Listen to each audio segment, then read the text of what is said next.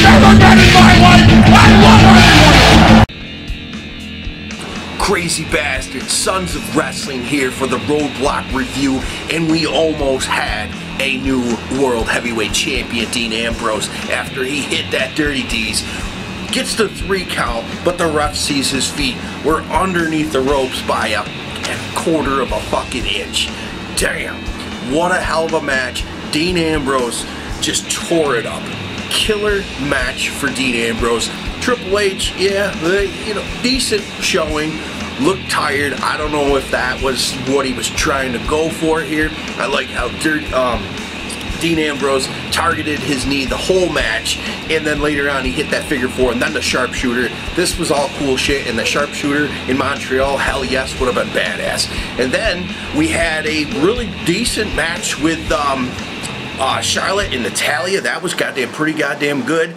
Last minute they threw that match together, and just a decent pay-per-view that was last minute type of shit. So we move on to the New Day versus the League of Nations. The New Day, they got their own Booty-O cereal now, and yeah, they come out, they cause some funny shit, and that little skit that they did about the Booty-O's cereal was hilarious on the League of Nations, how they'll look stupid if they don't eat them and this and that, like Sheamus, and it'd be a king with no kingdom like Wade Barrett. This was just classic, and the big ending finish was nice.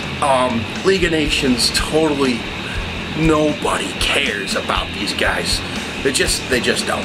So, you know, obviously Xavier Woods distracting, and that helped with the big ending. Then we have Jericho versus Swagger. Now Jericho comes out, he's a Canadian, and he's shitting all over the crowd, and even with all of that, AJ Styles got more chance than Swagger, and Swagger couldn't get anything going. The crowd booed him. They just... Swagger's just, yeah, man, they need a different, something fresh for that guy, and they did do a good, I think they did really good with that whole thing when he was with Zeb Coulter, but it is what it is. Jericho ends up picking up the win, and makes Swagger tap, hell yes, with the walls of Jericho.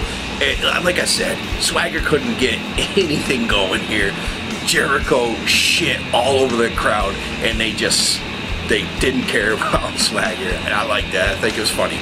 Then we had a really goddamn good tag team match, NXT chants galore, Enzo and Kaz versus the Revival.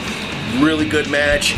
Enzo and Kaz get fucked over again by Dash and Dawson, and hey, it was a good match. They got to be on the main stage here, so are they getting that push up? I hope so.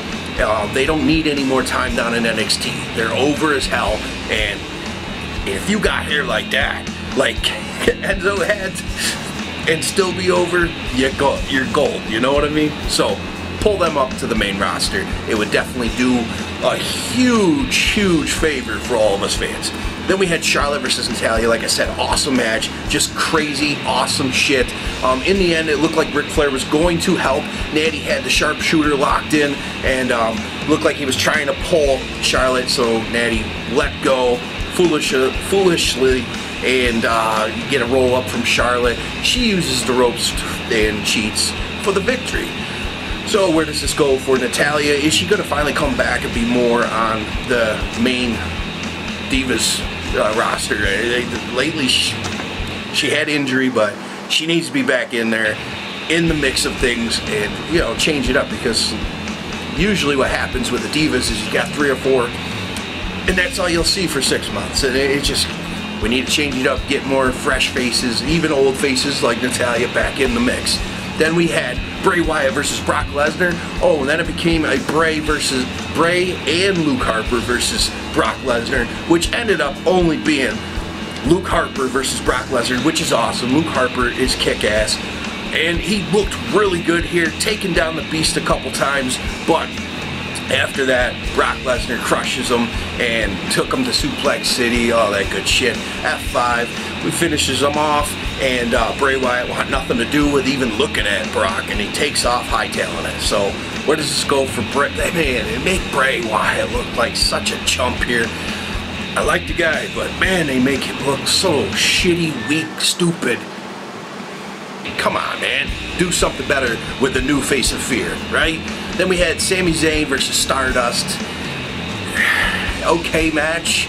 Sami Zayn is awesome. Stardust is a really good talent, but this match was just flat. Haluva kick finish.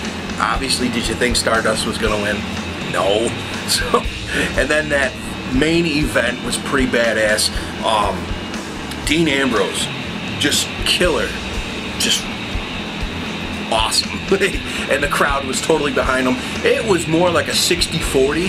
You had the Dean Ambrose chant 60%, about 40% for Triple H, which is pretty good for Triple H.